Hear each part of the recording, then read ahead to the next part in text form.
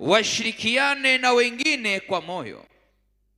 Unaona ambacho Mungu alikuwa anakizungumza, na unaona ambacho Yesu alikuwa anakizungumza, na unaona ambacho Paulo alikuwa anakizungumza. Shida haikuwa kwenye akiba, kwa sababu kuweka akiba sio shida, ni jambo la kibibilia, lakini shida ilikuwa kwenye tumaini, kuweka tumaini kwenye vitu ambavyo Mungu alikuwa amewapatia.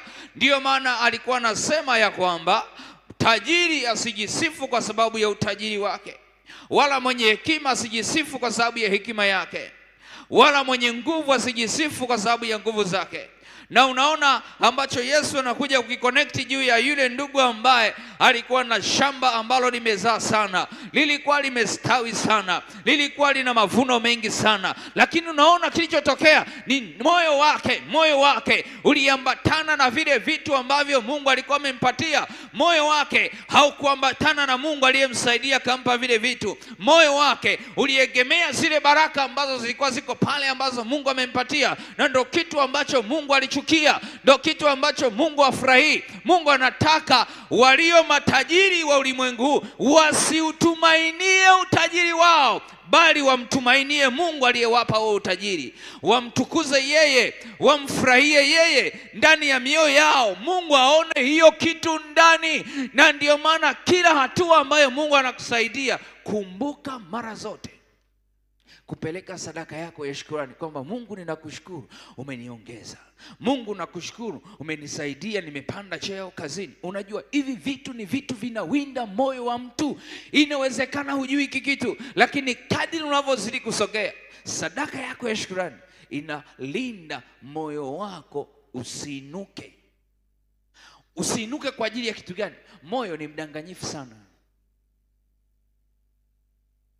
Umeongezeka kutoka 500,000, kipato chako kimeenda 1,000,000. Umetoka 1,000,000 kimeenda 2,000,000. Umetoka 2,000,000 umeenda 10,000,000.